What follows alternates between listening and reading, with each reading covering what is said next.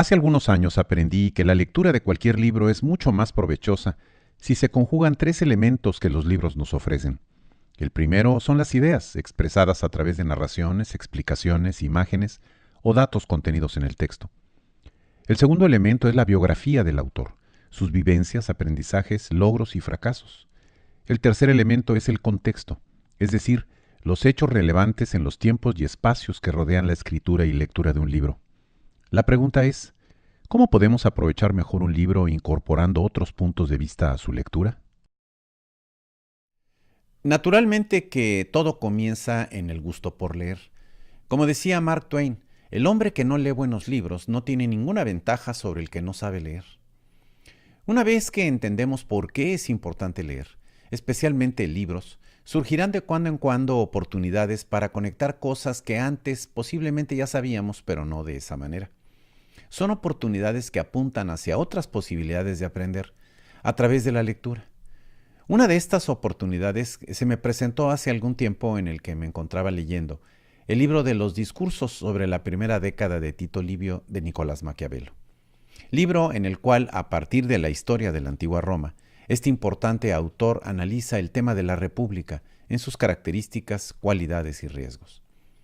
Sucedió entonces que un buen amigo, sin saber de mi lectura, me mostró un libro de Paul Larival que él se encontraba leyendo, titulado La vida cotidiana en la Italia de Maquiavelo. La conexión fue casi inmediata.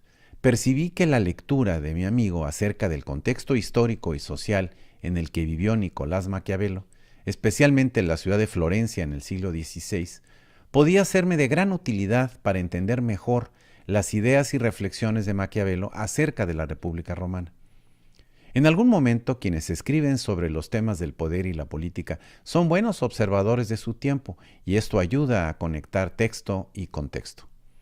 Adicionalmente, me pareció interesante saber algo sobre la biografía de Nicolás Maquiavelo.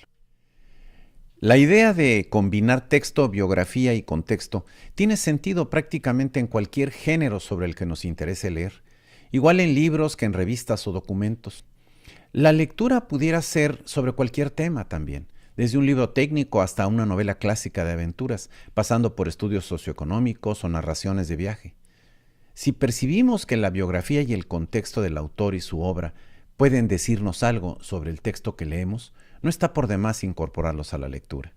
En particular, sobre el texto en nuestras manos podemos preguntarnos, por ejemplo, ¿sobre qué está escribiendo el autor? ¿Cuál es su mensaje sobre el carácter y aptitudes de los protagonistas de su novela o de los objetos que analiza en su estudio técnico?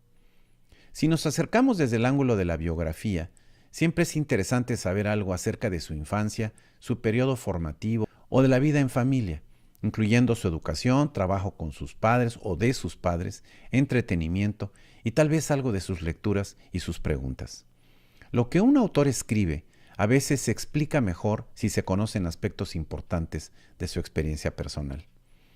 En cuanto al contexto, el énfasis desde este ángulo dependería naturalmente del tema sobre el que versa el texto. Pudiera ser valioso, por ejemplo, conocer algo de la época y lugar en que se elaboró el libro.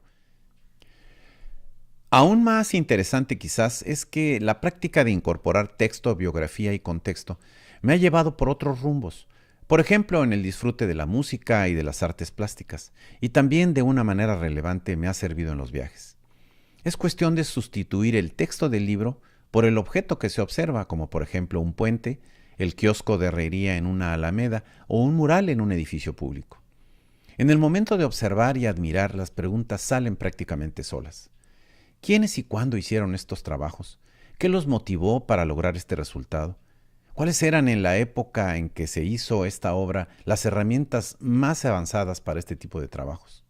En fin, cualquiera que sea la obra que surja de la imaginación o de la observación de un autor, sea esta un libro, un edificio, una película o una sinfonía, nos hace llegar el mensaje de una o varias personas que dedicaron parte de su vida a crearla. A partir de esta gran oportunidad que nos dan los autores, nuestra búsqueda de una mayor profundidad de campo nos lleva a su biografía, que habla de su interior humano, sus motivos, creencias, angustias y vivencias, y nos lleva también al contexto, que dibuja la atmósfera en torno a la biografía y la obra.